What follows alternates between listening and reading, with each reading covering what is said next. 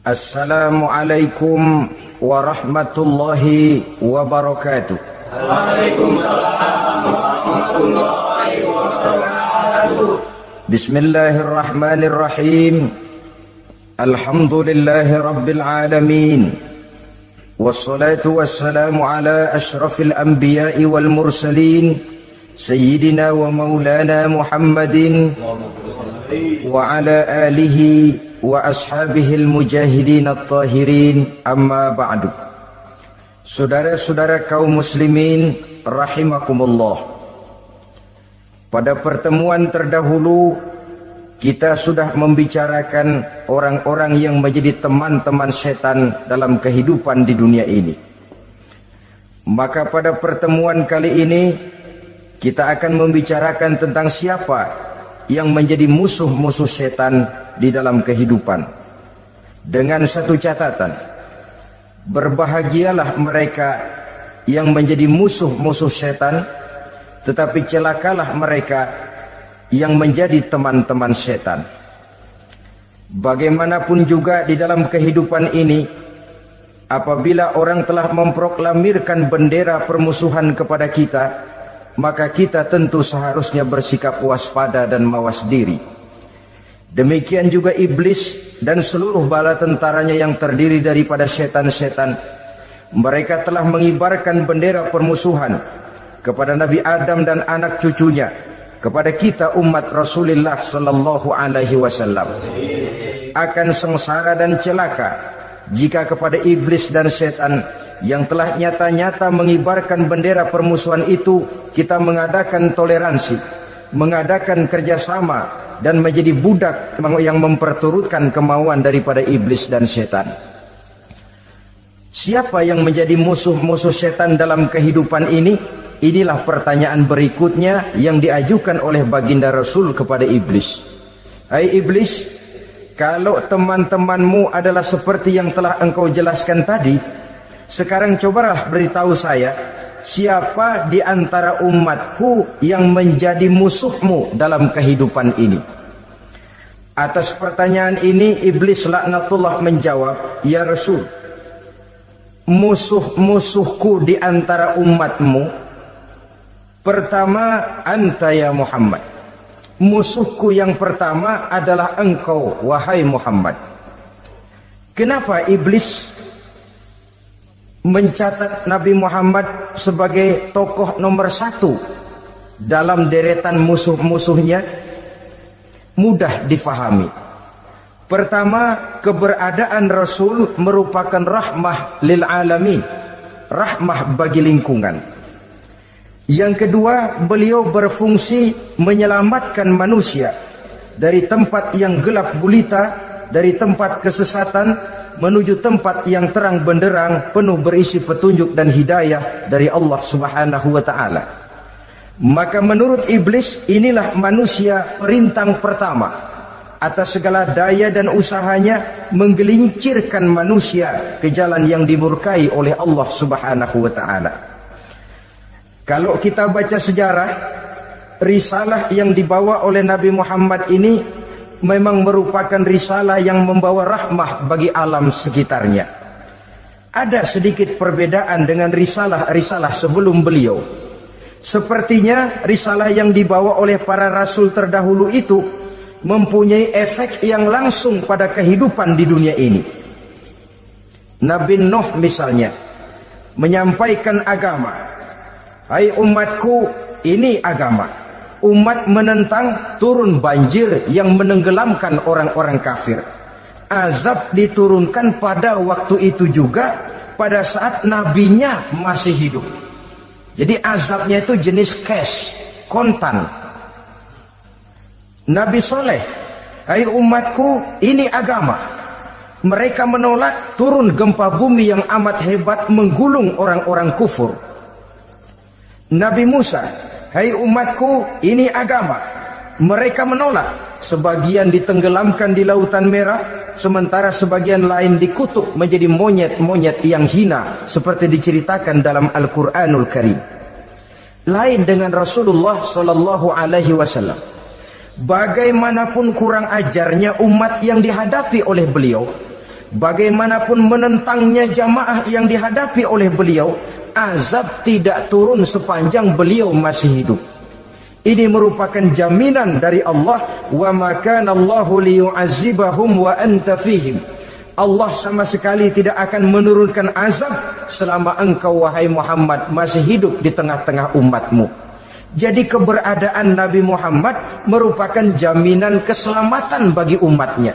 Selama beliau masih hidup, azab tidak turun bagaimanapun kurang ajarnya umat. Di sini sedikit bedanya dengan nabi-nabi terdahulu. Juga perbedaan dalam pola dakwah. Nabi Nuh ketika dakwahnya ditolak oleh umat, keluar doanya meminta umatnya ditenggelamkan. Tetapi Nabi kita ketika dilontari batu oleh umat, malah beliau mendoakan umatnya agar memperoleh hidayah. Oleh sikap yang semacam ini, wajar lalu iblis menganggap Nabi Muhammad sebagai musuh ranking pertama. Yang kedua, siapa musuhmu di antara umatku? Yang kedua kata iblis, musuhku Muhammad imamun adil, pemimpin yang adil. Itu yang akan menjadi musuhku di dunia ini. Putus asa iblis menghadapi pemimpin yang adil. Tipu dayanya tidak terkena, segala tingkah polanya tidak diperturutkan. Imam yang adil, pemimpin yang adil merupakan musuh daripada iblis laknatullah alaih. Apa sebabnya? Karena pemimpin yang adil mempunyai dampak dalam kehidupan di dunia ini. Melindungi orang banyak, menenteramkan orang banyak. Makin aman, tentram, tenang situasi dan kondisi, makin mudah orang melaksanakan ibadah. Makin tekun orang melaksanakan ibadah, makin dekat dia dengan Allah.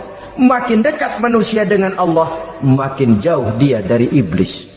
Sebab dua hal ini selalu kontradiktif.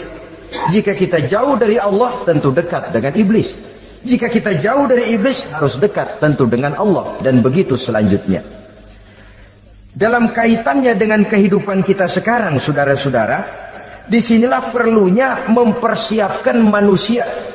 Membangun manusia itu jauh lebih sulit daripada membangun jembatan.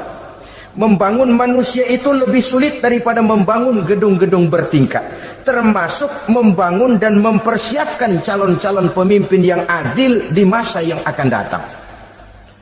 Membangun jembatan penting, tapi lebih penting daripada membangun jembatan adalah membangun manusia yang bikin jembatan. Sebab kalau manusia yang bikin jembatan tidak dibangun lebih dahulu, saya khawatir jembatannya nanti habis dimakan oleh yang bangun jembatan. Mengaspal jalan raya penting. Lebih penting dari mengaspal jalan raya, membangun manusia yang mengaspal jalan itu. Sebab kalau manusia yang mengaspal jalan bermental rusak dan bejat, saya khawatir jalan belum selesai, aspalnya habis dimakan oleh yang ngaspal. Inilah pentingnya membangun manusia pembangunan. Semua tugas-tugas besar, semua pekerjaan-pekerjaan yang baik harus berangkat dari niat yang baik, berangkat dari hati yang bersih. Siapapun adanya kita, apapun profesi kita. Yang jadi kiai, marilah berangkat dari niat yang bersih. Yang jadi mubalik, marilah berangkat dari niat yang bersih. Niatnya itu mau menghidupkan Islam atau mau cari hidup jual Islam. Kalau mau menghidupkan Islam, mari sama-sama kita berjuang. Tapi kalau mau cari hidup untuk dengan menjual Islam, minggir saja daripada nanti bikin malu. Yang mengurus masjid, mari berangkat dari niat yang bersih. Ngurus masjid itu niatnya mau menghidupkan masjid atau mau cari hidup di dalam masjid. Kalau mau menghidupkan masjid, mari. Tapi kalau mau mencari hidup di dalam masjid, tolong minggir saja daripada nanti bikin aib. Yang jadi orang alim, mari berangkat dari niat yang bersih. Jangan memperjualbelikan fatwa, yang halal dikatakan haram, yang haram jadi samar-samar, nanti membingungkan umat. Berangkat dari niat yang bersih, membangun manusia, pembangunan ini barangkali istilah yang lebih kena. Saudara-saudara kaum muslimin rahimakumullah, setiap kita pada hakikatnya punya bakat secara fitrah yang kita bawa. Bakat apapun kita ini punya. Saudara punya bakat jadi pemimpin, saudara pun punya bakat jadi pengkhianat. Saudara punya bakat jadi orang soleh, saudara juga punya bakat jadi orang salah. Saudara punya bakat jadi orang besar, saudara pun punya bakat jadi orang hina. Seluruh bakat ada di dalam diri kita. Tinggal nanti pertumbuhannya mana yang lebih subur. Saudara punya sifat berani, saudara pun punya sifat takut. Seberani-beraninya orang mesti ada sifat takutnya. Nanti mana yang tumbuh lebih subur? Kalau takutnya tumbuh lebih subur, dia akan jadi orang penakut. Kalau beraninya yang tumbuh lebih subur, dipupuk oleh lingkungan, pendidikan dan sebagainya, dia akan tumbuh jadi orang pemberani. Oleh karena itu, agama merupakan lingkungan yang subur untuk menumbuhkan benih-benih yang baik yang kita bawa bersamaan dengan lahirnya kita ke alam dunia ini. Setiap kita, saya, saudara, punya bakat jadi pemimpin, punya bakat jadi pengkhianat, punya bakat jadi pengabdi, punya bakat jadi koruptor, punya bakat jadi pemelihara, punya bakat jadi perusak. Tinggal nanti lingkungan pendidikan yang menumbuhkan mana yang tumbuh lebih subur. Kalau lingkungan saudara lingkungan maling, maka sifat pengkhianat akan tumbuh lebih subur. Kalau nanti saudara jadi pemimpin, insya Allah korupsi. Lingkungan yang menumbuhkan sifat mengabdi, sifat berbuat tanpa pamrih, dikalahkan oleh sifat pengkhianat dan korupsi itu yang dibentuk oleh lingkungan, pendidikan, pengalaman dan sebagainya. Oleh karena itu, secara dini agama menanamkan, menyuburkan fitrah-fitrah yang baik yang kita bawa bersamaan dengan hadirnya kita dalam kehidupan ini. Sebab itu seorang penyair bernama Syauqi mengatakan dalam sebaik syairnya, waladatka ummuka ya ibna adam bakian wan nasu haulaka yadhakuna surura. Hai manusia, pada saat kamu dilahirkan kamu menangis dan orang lain di sekelilingmu ketawa. Kakek senyum dapat cucu baru, paman gembira dapat keponakan baru, sementara kita yang lahir menangis. Betul apa benar? Apa ada saudara yang begitu dilahirkan terus nyengir? Saya kira kabur dukunnya itu. Setiap kamu hai manusia lahir dalam keadaan menangis, orang sekelilingmu tertawa. Karena itu katakan kepada mereka yang senyum di sekelilingmu, hai manusia, pada saat saya dilahirkan saya menangis dan kamu semua tertawa. Baik manusia, tapi nanti pada suatu saat harus terjadi kebalikannya. Kalau dikala saya lahir saya menangis dan kau semua senyum, nantilah manusia, kalau satu saat saya meninggalkan alam dunia ini, saya akan berangkat dengan senyum dan kalian semua akan berurai air mata. Kalau perlu dari Sabang sampai Merauke kibar bendera setengah tiang.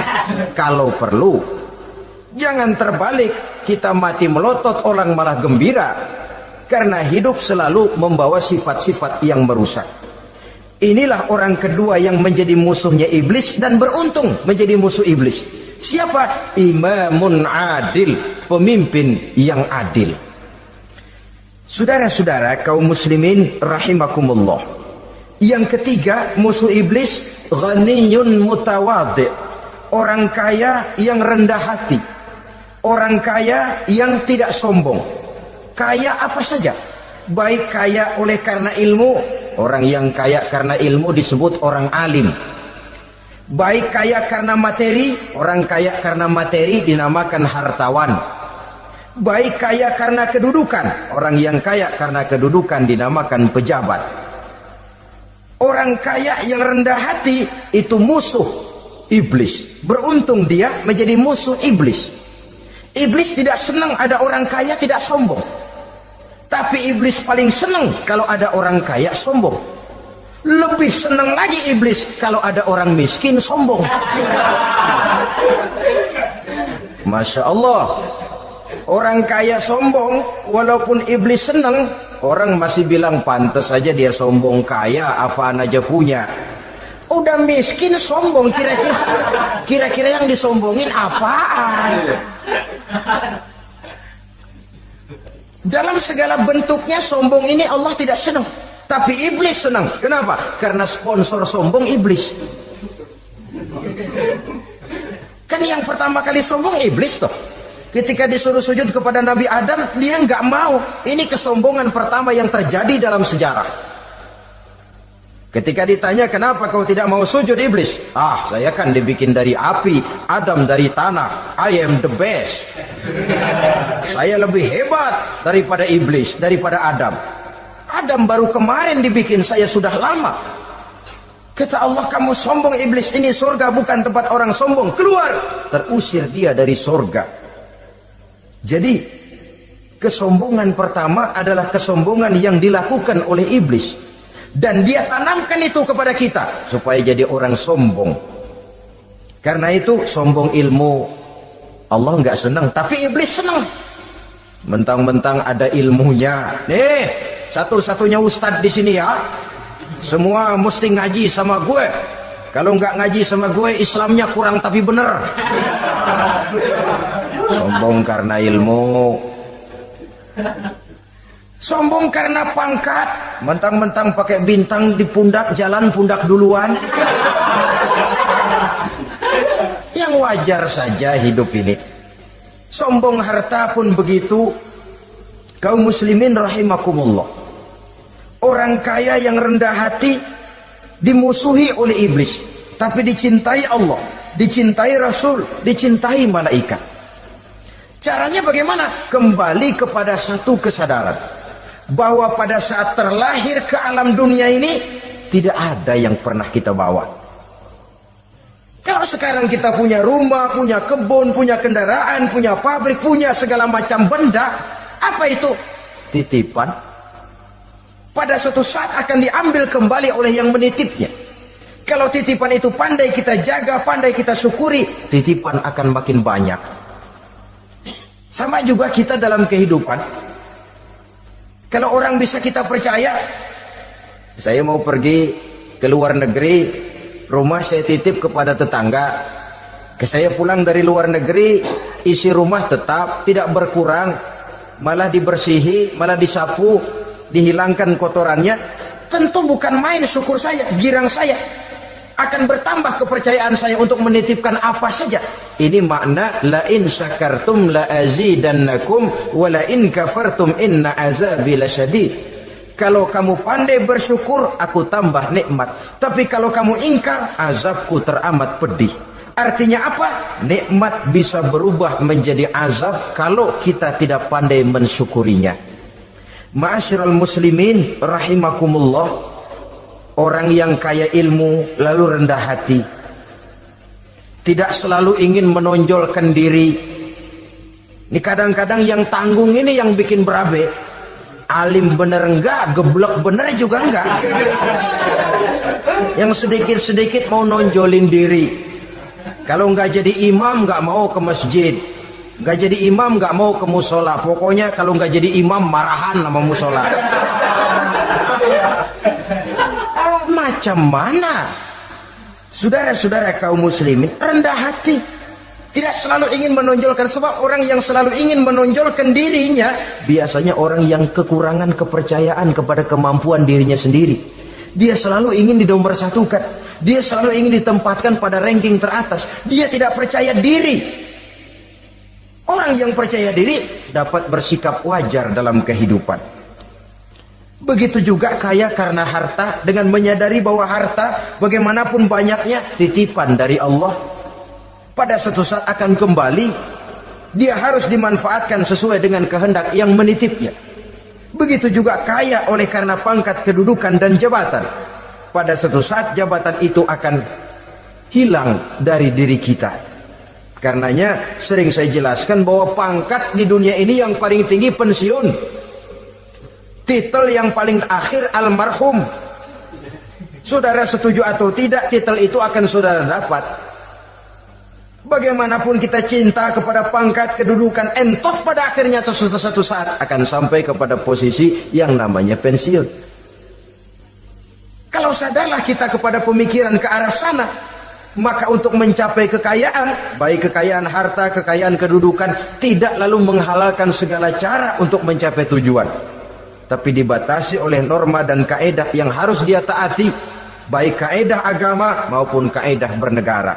Inilah orang ketiga yang menjadi musuhnya iblis, orang kaya yang rendah hati, orang kaya yang tidak sombong. Yang keempat, saudara-saudara, tajirun shadiq, pedagang, pengusaha yang jujur. Iblis gedek betul,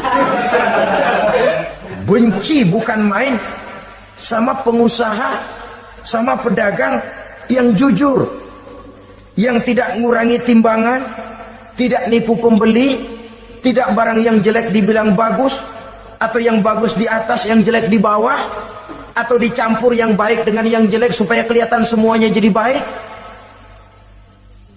Semua orang ingin untung, tidak ada kecuali siapapun orangnya, dan itu wajar. Setiap manusia ingin mendapat keuntungan, kalau perlu dengan modal minimal mencapai keuntungan maksimal, seperti yang diajarkan oleh teori ekonomi. Itu kan yang namanya produktif kan. Satu usaha dinamakan produktif, bagaimana kita mengeluarkan modal minimal bisa mencapai keuntungan maksimal. Silakan. Bahwa manusia ingin untung itu insting, naluri, fitrah. Tidak ada orang yang mau rugi. Tapi cara mencapai keuntungan itu yang membedakan antara seorang muslim dengan yang bukan muslim. Sudah pernah saya sampaikan, apabila kaum pengusaha, para pedagang sudah dijangkiti penyakit yang tidak jujur, yang akan timbul adalah kekacauan ekonomi.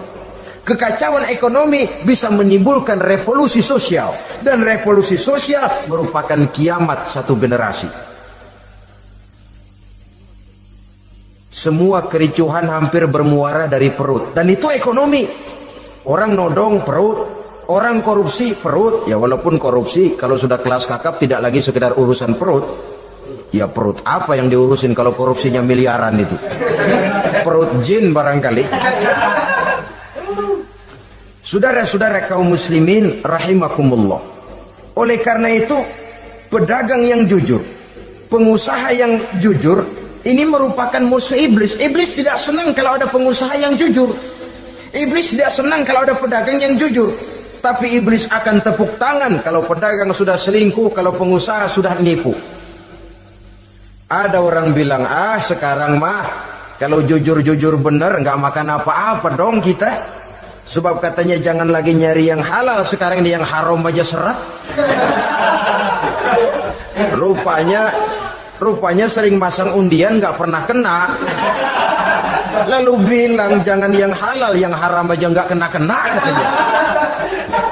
Sebenarnya bukan itu masalahnya, saudara-saudara.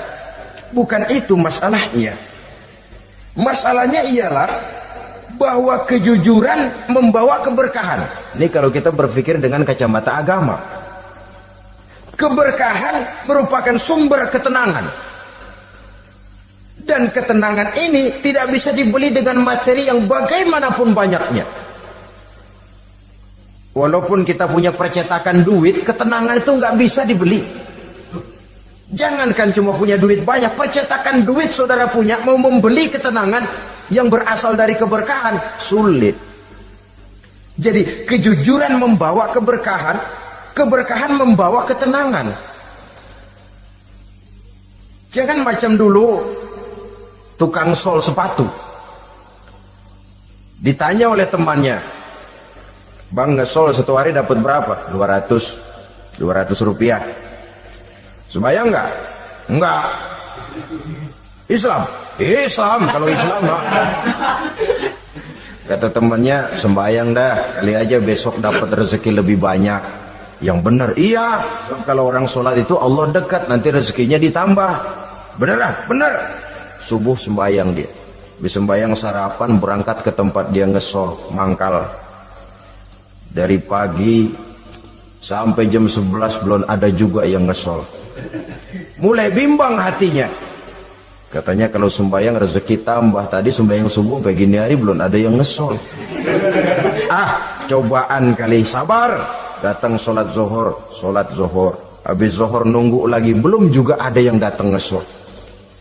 Udah mau pulang hampir maghrib baru datang satu orang dan ini sendal jepit putus.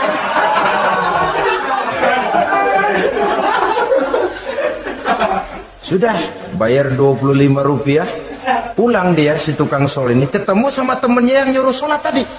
Ditanya, bagaimana penghasilan ini hari? Apa dijawab? Gua kapok deh sembahyang.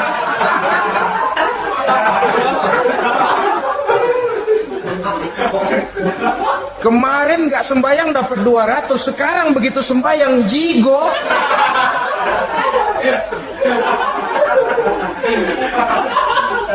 Dia tidak sadar bahwa dengan dari kacamata agama 25 rupiah yang membawa berkah jauh lebih baik ketimbang 200 uang panas.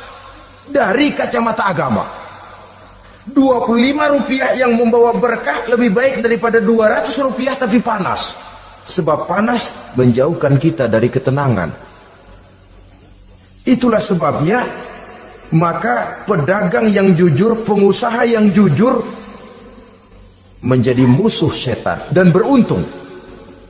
Sekarang jadi pengusaha jujur-jujur nggak dapat proyek, Pak. Kalau nggak bisa semar-semir semur. Padahal agama sudah menjelaskan ar-rashi wal murtashi finnar. Orang yang nyogok dan orang yang disogok dua-duanya neraka. Kenapa? Join termasuk ta'awanu 'alal ismi wal 'udwan. Bertolong-tolongan dalam berbuat dosa dan kesalahan. Kalau hadiah lain hadiah, kalau sedekah lain sedekah. Tapi yang namanya semir, suap, ar-rashi wal murtashi finnar. Saudara-saudara kaum muslimin rahimakumullah. Jadi pedagang yang jujur, pengusaha yang jujur merupakan salah satu roda perekonomian. Kegoncangan ekonomi akan menimbulkan dampak sosial yang sangat luas dan kompleks. Yang pada giliran puncaknya, dampak paling negatifnya, dia sanggup menggerakkan terjadinya revolusi sosial. Bukankah sebagian besar gerak hidup manusia dimotivasi oleh keinginan untuk mempertahankan kelangsungan hidup? Dan kelangsungan hidup artinya mulut. Mulut itu artinya perut dan itu artinya makan. Setelah itu mungkin baru pangan, baru sandang, baru dia berpikir pakaian dan sebagainya. Jadi karena dia merupakan penggerak roda ekonomi, pedagang yang jujur, pengusaha yang jujur mutlak diperlukan dalam kehidupan ini. Sebab sekali lagi kejujuran akan membawa keberkahan, keberkahan memberikan ketenangan dalam kehidupan. Oleh karenanya kita umat Islam biarin duit kita banyak asal berkah. Itu tentu idealnya. Ketimbang dikit tidak berkah, lebih baik ia banyak ia berkah. Dan keberkahan itu datang lewat kejujuran. Kejujuran ini sudah dicontohkan oleh Rasul pada saat beliau berniaga ke negeri Syam.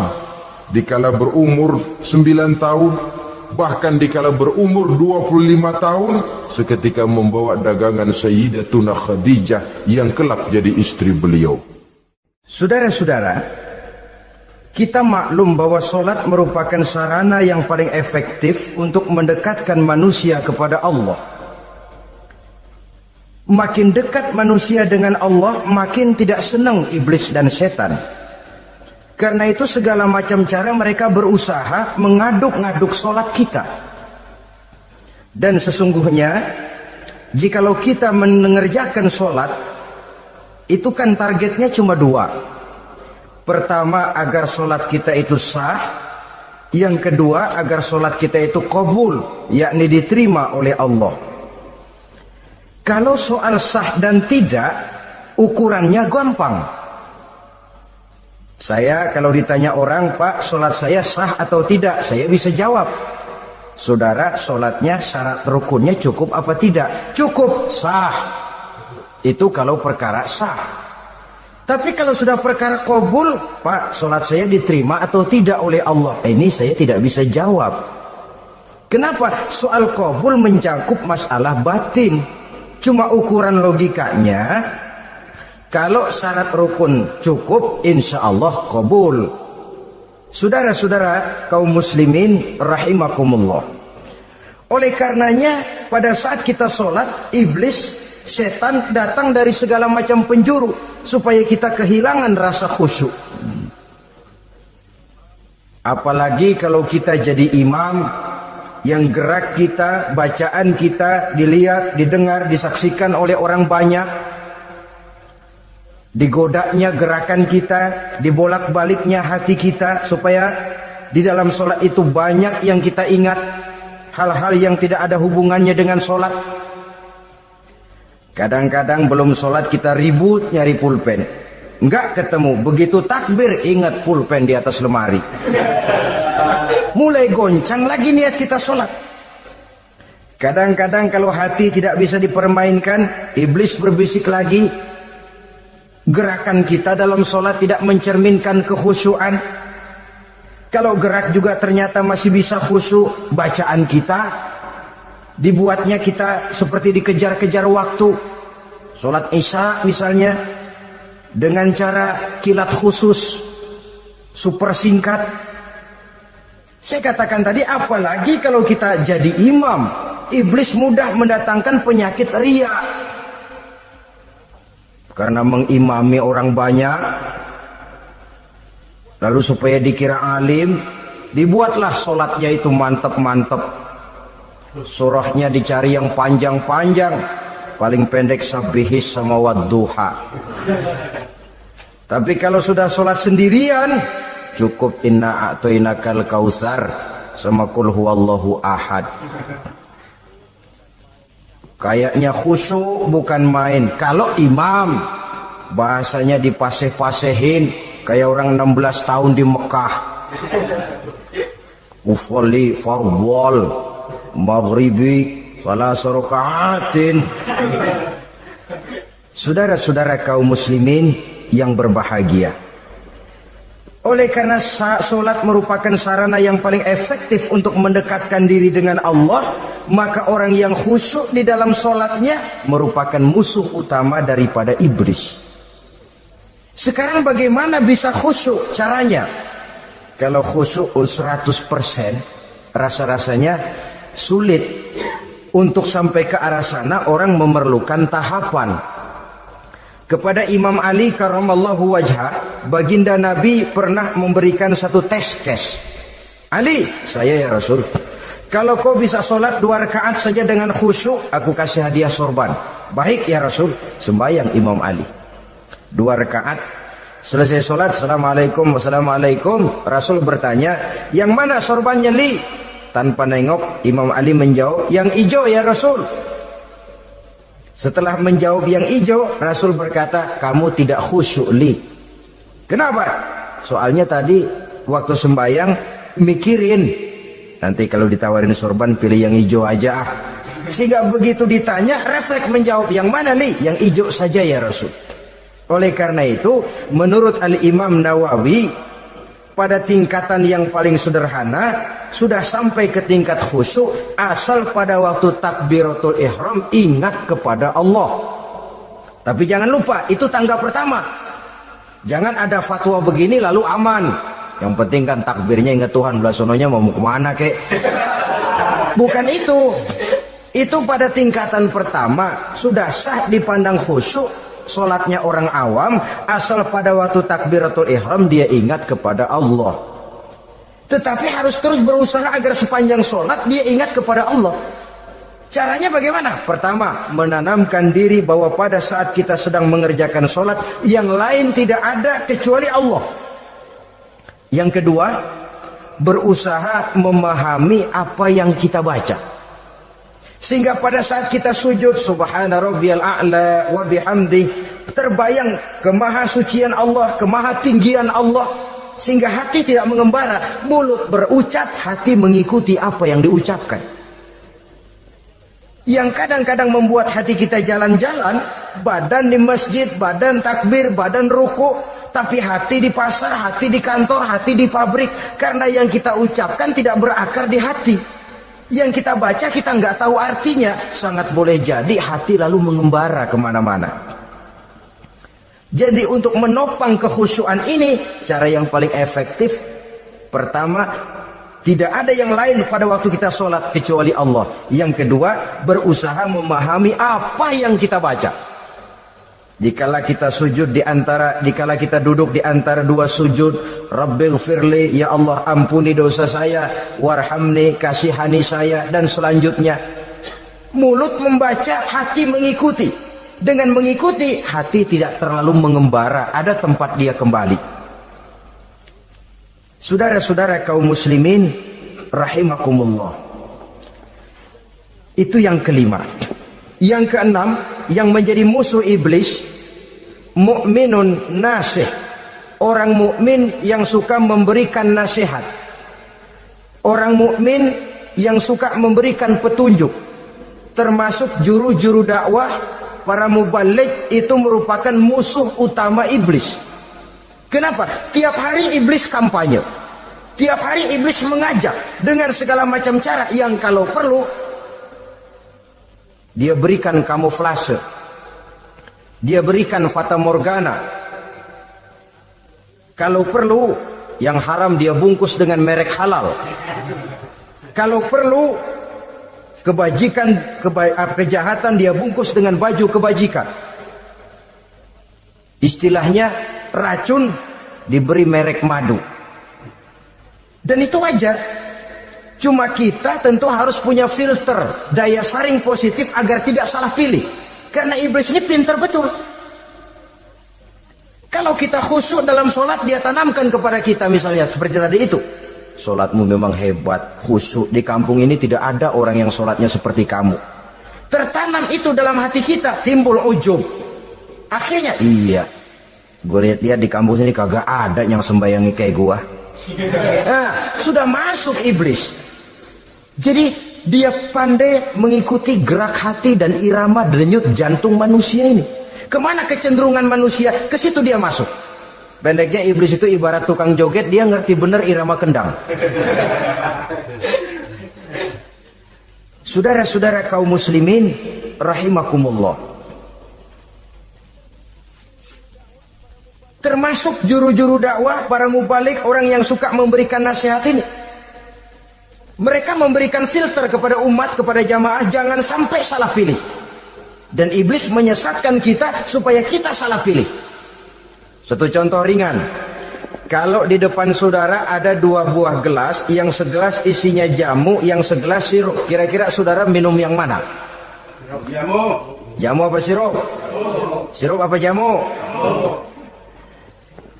Orang yang pikirannya panjang, dia pasti minum jamu. Pahit memang, getir memang, tapi besok badan sehat, tenaga kuat, gairah kerja ada, kreativitas timbul, semangat menghadapi kehidupan tumbuh. Orang mukmin, orang yang berpandangan jauh ke depan. Pandangannya panjang. Panjang kemana? Tidak cuma ke dunia, sampai juga dia memandang ke alam barzakh, ke akhirat. Sholat itu jamu, pahit. Ngaji, hadir di majelis taklim itu jamu, pahit. Sedekah jamu, pahit. Mengeluarkan uang untuk kepentingan orang lain, enak aja minta sumbangan, datang-datang yang nyari pers keringat banding tulang gue, lu datang-datang mau minta. Yang enak ngumpulin harta lalu bakhil bin pelit alias medit. Itu jamu. Saudara hadirin yang saya muliakan, sedekah jamu pahit, puasa jamu pahit, jihad jamu pahit. Tapi nanti begitu kita meninggalkan dunia, masuk ke alam barzakh, apalagi pindah ke akhirat, baru terasa, aduh nikmatnya dulu kemarin itu minum jamu, sekarang badan sehat, tenaga kuat, kerja semangat. Nikmatnya dulu saya waktu di dunia sholat, rajin ngaji, suka sedekah, suka menolong orang. Sekarang terasa manfaatnya. Begitu saya berada di alam barzakh, apalagi sudah dibangkitkan di padang mahsyar di akhirat nanti, terasa seluruh kebajikan yang saya kerjakan. Nah, orang yang berpikir jangka pendek cuma ngelihat yang ada di depan hidungnya saja.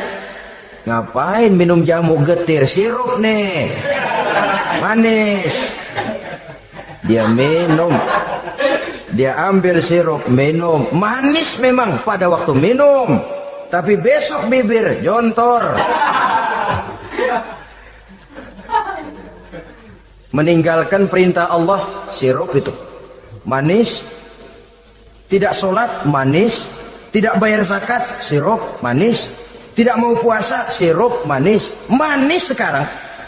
Tapi nanti besok begitu masuk ke alam barzakh, begitu dibangkitkan di padang mahsyar di akhirat nanti, merintih kita menahan penyesalan yang sudah tidak ada artinya lagi. Sampai-sampai penduduk mahsyar itu ada yang berkata, diceritakan dalam Quran, ya laitani kuntu turaba, wahai celaka, kenapa kita nggak jadi tanah saja. Menyesali kejadiannya. Andai kata mereka bisa kembali ke hidup di dunia lagi, mereka akan minta kejadian yang kedua untuk berbuat baik. Tapi tentu sudah penyesalan yang tidak ada gunanya lagi. Maka saudara-saudara, emang cuman jalan duluan kecebur di sumur yang nyesel duluan. Ada orang jalan, yang paling depan kecebur di sumur, itu tuh, oh nyesel duluan katanya. Nyesel duluan. Yang lain mesti nyeselnya belakangan. Saudara hadirin yang saya muliakan, nah, orang yang suka memberikan nasihat kepada orang lain dimusuhi iblis. Kenapa? Tentu nasihat yang membawa kebaikan. Iblis nggak senang betul itu. Kita nasihatin teman, udah berhenti dah, jangan pada mabuk lagi. Iblis gergetan bener. Ini orang dilarang lagi. Kita nasihati teman, udah jangan masang-masang lagi dah, nggak bakalan kena, dikebohongin. Nggak ada orang jadi kaya masang judi, bangkrut malah loh. Ini kan termasuk tipu daya iblis, judi dinamain sumbangan. Itu sama saja itu, madu, racun mereknya madu. Judi dinamain sumbangan. Kalau Kang Beca pada nyumbang, kayak orang kaya lagunya.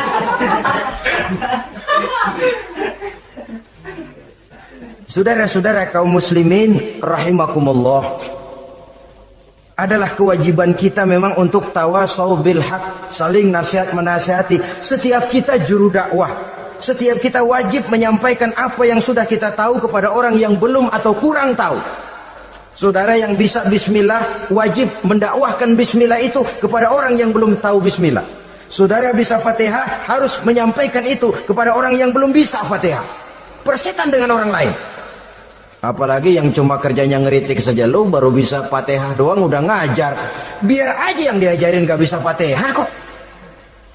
Apa masalahnya pemerataan di bidang keilmuan? Sebab memang biasa penonton itu selalu lebih pandai menilai, kayaknya lebih pintar dari yang main. Sama saja orang nonton bola ngomel melulu, padahal dia sendiri belum tentu bisa main. Dengerin orang pidato pun begitu, monten bisa. Wah, kalau dia yang pidato 1 jam kayak semenit. Tapi kalau si Ano tuh kita udah pegel belum juga mau berhenti.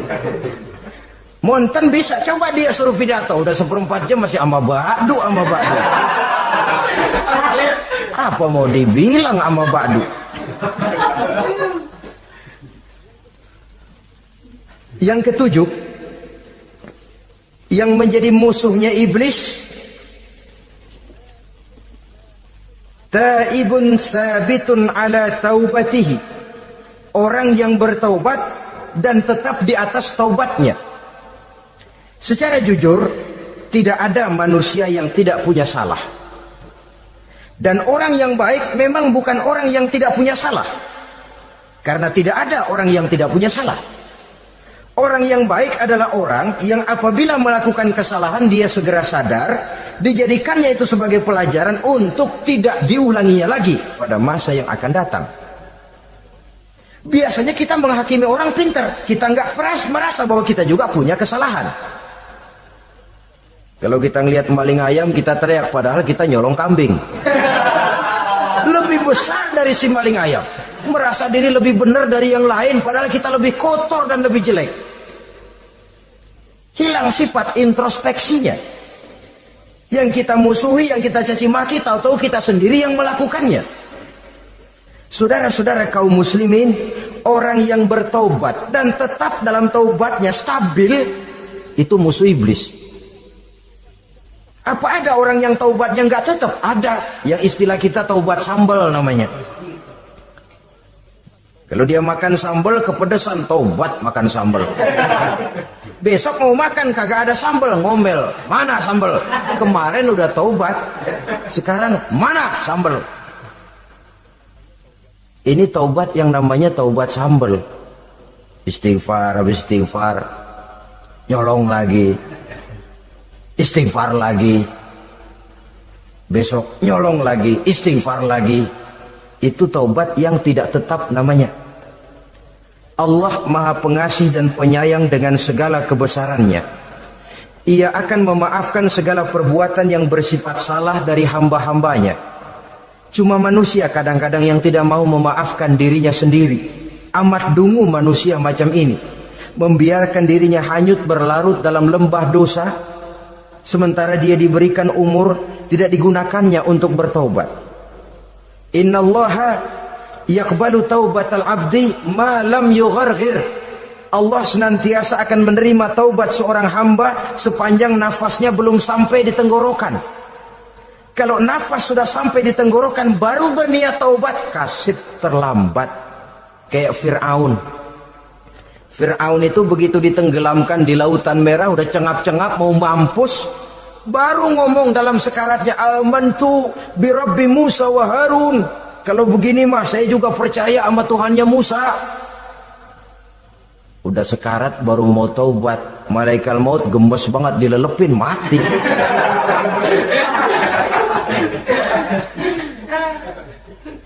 Nah, kepada adik-adik remaja, biasanya kalau sudah bicara taubat, pikiran kita, taubat mah urusan 70 tahun ke atas. Kita masih lama ini. Sebenarnya tidak. Masalah taubat adalah masalah salah dan dosa.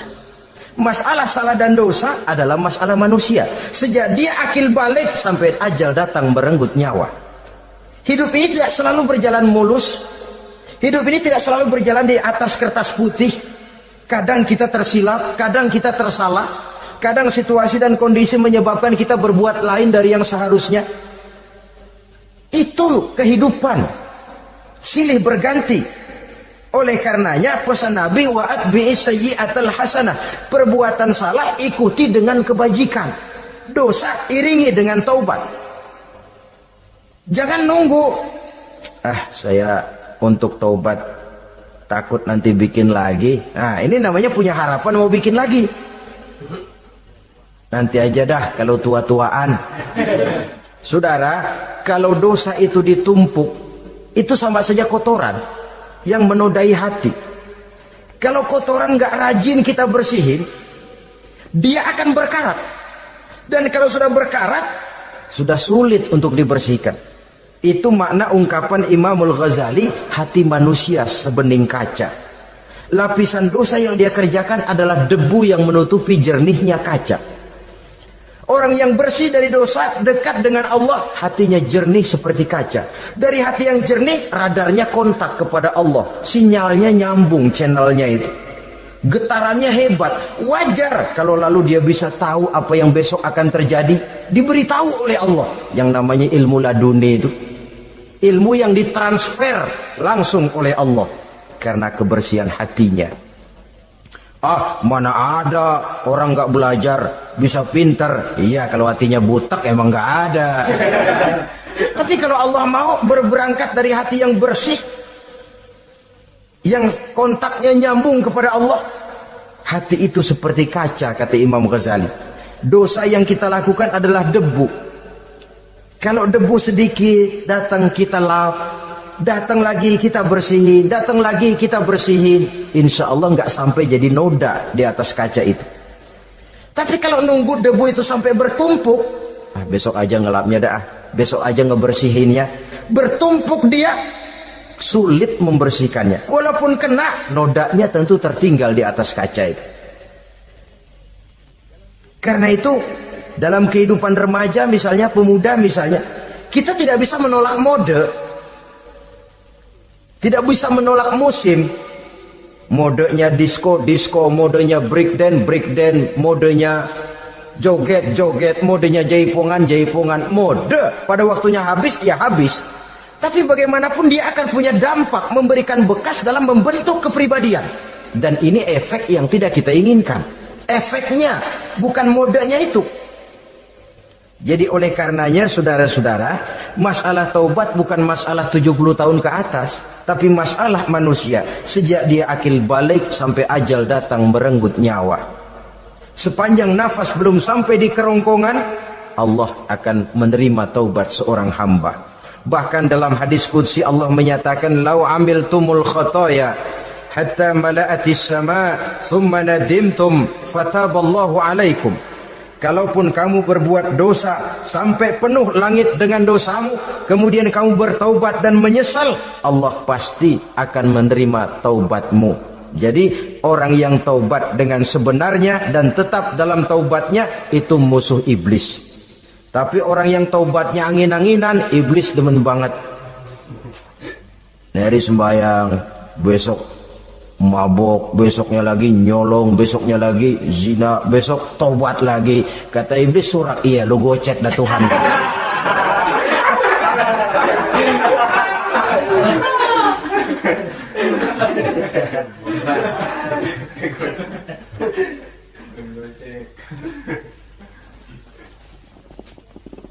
Selanjutnya yang ke-8, musuh iblis, musuh setan, mukminun yudawimu 'alat taharah. Orang mukmin yang membiasakan diri selalu dalam keadaan bersuci. Baik dari hadas kecil, lebih-lebih dari hadas besar. Wudu utamanya memang untuk sholat. Tapi membiasakan wudu dalam kehidupan sangat baik sekali. Mau ke kantor wudu dulu, mau ke pasar wudu dulu, mau ngajar wudu dulu. Apa sebabnya? Karena dalam keadaan suci, orang ada sikap memelihara kesuciannya. Kalau kita naik PPD pagi-pagi gelantungan, kalau punya wudu, hati-hati, kesenggol perempuan juga sayang sama wudu. Tapi kalau nggak punya wudu, jangan kesenggol, kita nyerudung. Ada semacam sikap apik di dalam kehidupan ini. Karena itu biasakan wudu untuk menjaga kebersihan diri, kebersihan zahir, kebersihan batin, belum lagi kemanfaatan di akhirat. Sebab kata Nabi, "Inna ummati ya'tuna yaumal qiyamah ghurran muhajjalin min asaril wudu." Umatku di akhirat nanti akan datang menghadap Allah dengan muka berseri-seri, bersinar-sinar dari sebab sering wudu. Sehingga tidak usah mengaku pun Rasul akan memanggil karena muka yang sering tersentuh air wudu ini. Mukminun yudawimu 'alat taharah. Orang mukmin yang selalu membiasakan diri berada dalam keadaan suci, berwudu. Kita lihat ajaran wudu ya. Dari sejak bacaan-bacaannya saja itu sudah membawa manfaat. Lalu dari segi bahwa kita manusia sering tersilap melakukan dosa-dosa kecil. Dosa-dosa kecil itu oleh air wudu dia rontok. Tangan kita suka colak-colek. Pada saat membasuh dua tangan, Allahumma inni as'alukal yumna wal barakah wa a'udzubika minasyu'mi wal halakah.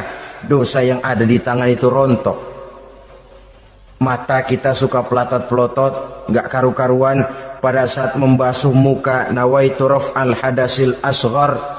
Dosa yang ada di mata rontok. Dari segi pembersihan batin. Belum lagi dari segi pembersihan zahir. Sehari semalam kalau 5 kali saja kita terkena air wudu, itu sudah menjaga kesehatan dan kebersihan. Saudara-saudara kaum muslimin rahimakumullah. Yang ke-9, orang yang menjadi musuh iblis yaitu mutawarra'un anil haram. Orang yang memelihara diri dari yang diharamkan oleh Allah. terpelihara dirinya, terpelihara yang dimakannya, yang diminumnya dari jenis-jenis yang haram, baik sedikit maupun banyak. Jangan cuma teriak haram waktu sedikit, tapi giliran banyak halal.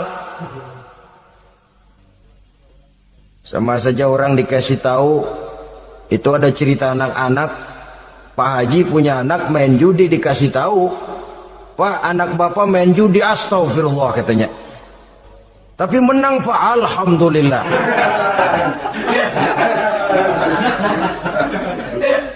Ini kan sama saja, giliran sedikit dibilang haram karena dia nggak dapat jatah, begitu dapat banyak dan dia kecipratan jadi halal. Yang sedikit halal haram, banyaknya pun juga haram. Yang banyaknya haram, sedikitnya juga haram. Ada orang bilang minuman keras kalau nggak mabokkan nggak haram. Yang memabokkan banyaknya, sedikitnya tetap saja haram. Ma askaro kasiruhu faqaliluhu haramun.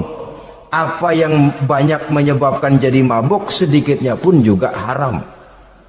Saudara-saudara kaum muslimin, yang ke-10 yang terakhir, musuh daripada iblis ialah mukminun rahimun, orang mukmin yang berhati pengasih, orang mukmin yang suka menyambung silaturahmi, orang mukmin yang tidak suka bertengkar, orang mukmin yang tidak suka marah-marahan. Kalaupun terpaksa marah, tidak lebih daripada 3 hari.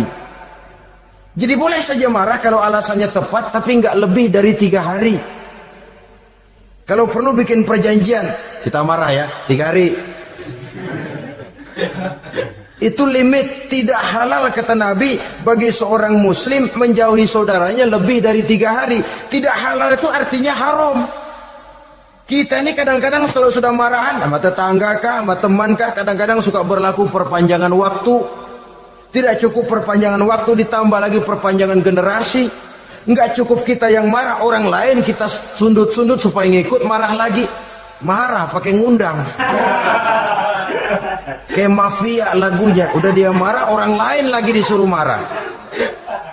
Saudara hadirin yang saya muliakan, mukmin yang punya sifat belas kasih, berhati jernih, itu musuh utama dari iblis.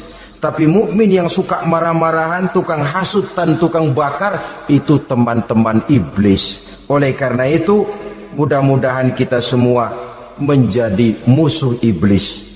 Dan jangan menjadi musuh iblis. Jangan menjadi teman iblis. Sebab iblis sudah kadang memproklamirkan permusuhan. Sekali dia musuh kita, selamanya dia akan tetap menjadi musuh kita. Berusahalah untuk menjadi musuh iblis, dan jangan sekali-kali toleransi. Jangan berusaha menjadi teman iblis. Inilah yang kita bicarakan pada pertemuan ini. Mudah-mudahan ada manfaatnya. Terima kasih atas segala perhatian. Mohon maaf atas segala kekurangan. Wassalamualaikum warahmatullahi wabarakatuh. Waalaikumsalam.